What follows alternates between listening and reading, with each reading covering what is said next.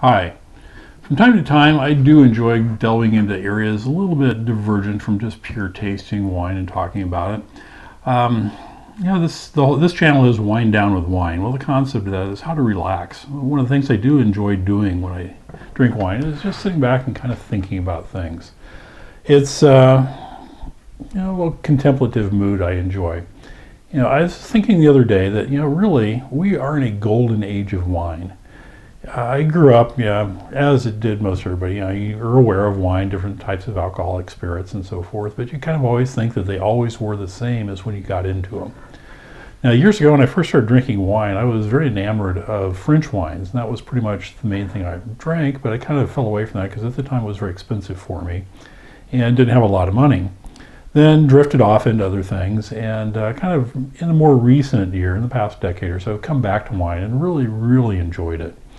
And I got to looking into it more in a historical research type sense and reading up and kind of discovered that wine as we know it today has not always been that way. I mean, if you think about it, it makes sense. Wine is a very old beverage. Obviously, it goes back to biblical times and before that even. But what we're drinking now is not really the same thing as what they were drinking then, at least not in the fine sense. What is wine? It's fermented grape juice, real simply put. Well, and that's what it was in biblical times, that's what it is now. The difference is how we've come to this step and stage. There's been a lot of transformation in the wine industry through the last couple millennia, and even more so, it's almost exponential in the last couple hundred years.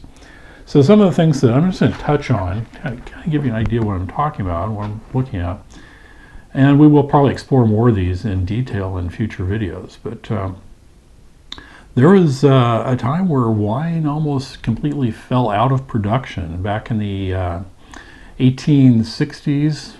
Maybe started a little bit before that. There was a lot of epidemic type things, wine diseases, if you want to call it that.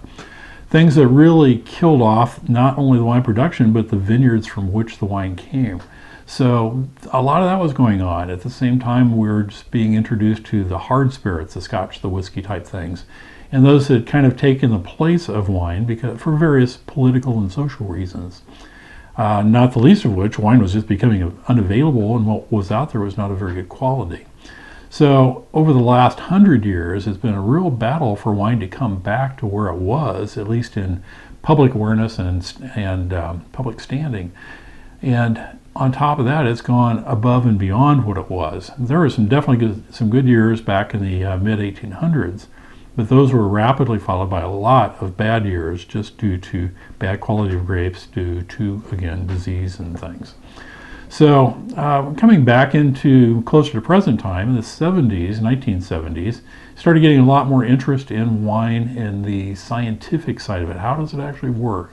And there had been interest in this all along. I mean, by this time, people knew it was fermented from yeast, and the yeast did a lot of things. And there was bacteria played a part in it in terms of making it bad more than good. So a number of things were known at that point, but now it became more of a study of, well, how can we take what we know and expand on that? So this has continued on and on right up through the present time. Now we're in the, making this literally on January 1st of 2014.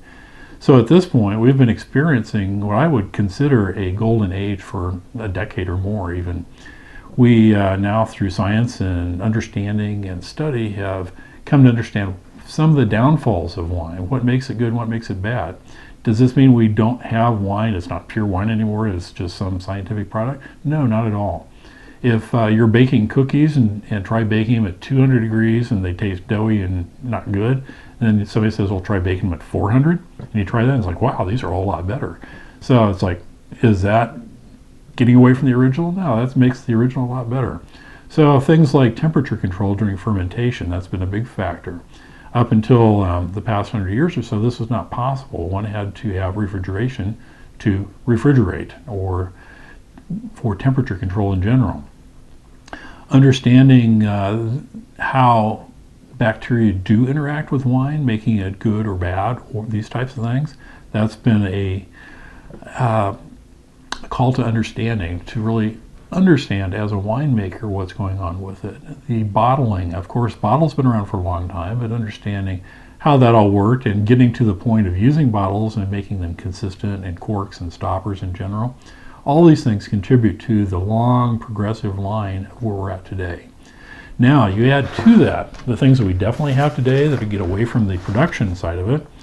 Availability. I mean, you can, if you're in a metropolitan area, you can go down to, in a lot of cases, just a grocery store, or at least, at the very least, a wine shop, and you can get wine from all over the world.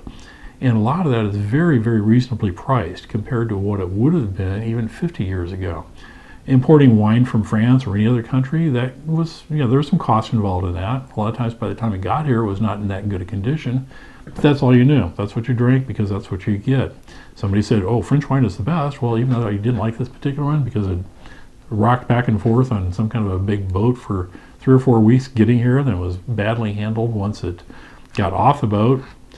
May have been better than some, but it was probably not as good as what we got today for a lot less money. So these are the things. The shipping is improved, the handling is improved, giving us availability to wines that is just unprecedented in prior centuries or prior decades even.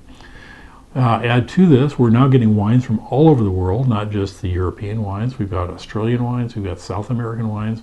In addition, the wines we have, and I'm speaking as a U.S. citizen here, this is true in different respects in other countries, of course, but you've got access to good, better domestic wines. Used to be people really didn't want to drink American wines because they're considered very bad, very poor quality. That's changed over the past number of years. So all these things have come together to really put us in a position to really understand and appreciate wine for what it is and what it can be.